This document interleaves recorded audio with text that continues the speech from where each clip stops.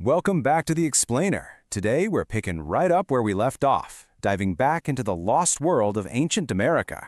We're exploring the powerful, vibrant civilizations that existed, thrived, and completely transformed this continent long before Columbus ever reached these shores. We've already talked about how they built massive cities and left behind mysteries that still puzzle historians, but as you'll soon find out, that was really just the beginning. Because, as these ancient societies just kept growing over thousands of years, something absolutely extraordinary started happening. The scale of human ambition on the North American continent was shifting in a massive way. These communities weren't just surviving anymore, they were evolving, becoming vastly stronger and way more connected than they'd ever been. Part 1. The Foundation of Power. It all started in the incredibly fertile valleys of the Mississippi River, which really acted as the ultimate catalyst. Now, think about food not just as survival, but as an actual groundbreaking technology. First, families figured out how to reliably cultivate crops. We're talking maize, beans, squash. Because they could finally rely on these harvests, communities set up permanent settlements, creating a massive food surplus. And what happens when you have extra food? Boom, your population expands. When you don't have to stress about where your next meal is coming from, it fundamentally changes how you spend your time. And that set the stage for specialized craftsmen. Suddenly, people had the time and the freedom to truly perfect their skills. And man, did they deliver.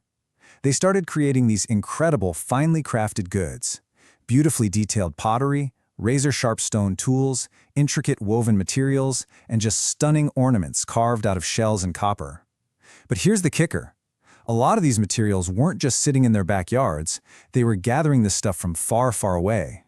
Which brings us to part 2, a connected continent.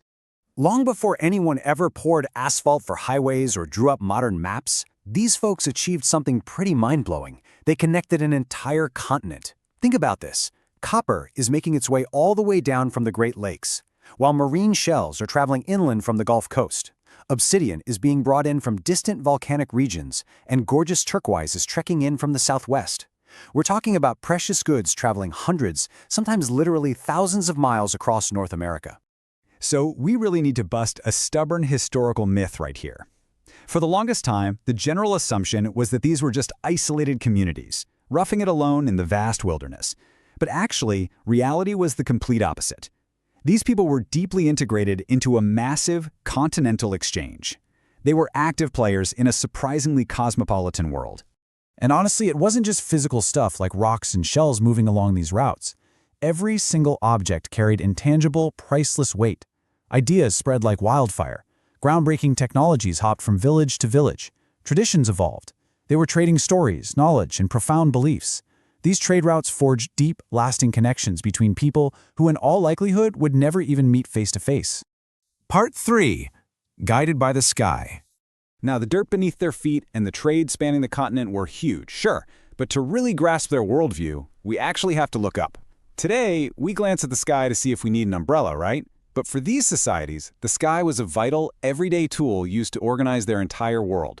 It guided their agriculture so they knew exactly when to plant, it reliably marked the shifting seasons, and most importantly, it connected their daily human lives with vast cosmic forces much bigger than themselves. Across ancient America, people were incredibly meticulous observers of the heavens. They tracked the movements of the sun, the moon, the stars, the constant cycles of nature. And they didn't just watch. In some places, they built enormous ceremonial structures that physically mirrored this astronomical understanding. They were literally engineering their architecture to align perfectly with the cosmos. And that leads us perfectly into part 4, the mystery of Cahokia.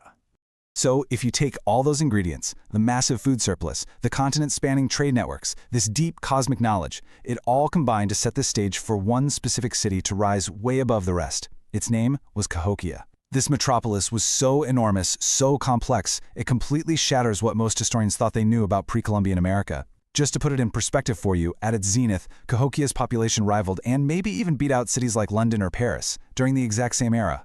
Wild, right? Cahokia wasn't just some oversized village, it was a bona fide city.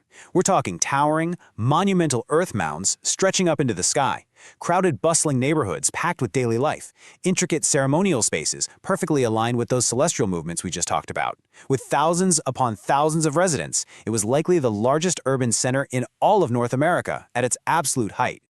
But here is where it gets kind of haunting. On one hand, you have Cahokia at its peak, a booming, powerful, vibrant urban center dominating the heart of the continent. And on the other hand, you have Cahokia today. Almost nothing of the actual city remains. The wooden structures, completely gone. The busy streets, vanished. Out of the thousands of people who called it home, we're left with nothing but silent, massive earth mounds to prove this great civilization was ever there at all. Which totally begs the question, how on earth did Cahokia amass such unprecedented power in the first place? How did it rise to just completely dominate the heart of North America? What specific, magnetic pull got thousands and thousands of people to uproot their lives, leave their smaller villages, and all gather together to build something so monumental in this one exact spot? And maybe the biggest mystery I want to leave you with in this explainer today, how could a metropolis this massive, this dominant, and this influential just almost completely vanish from human memory? It is an absolute puzzle, one that archaeologists are still desperately trying to piece together today. Keep those questions in the back of your mind as you think about the vast, brilliantly complex world of ancient America. Thanks so much for hanging out with me, and I'll see you next time.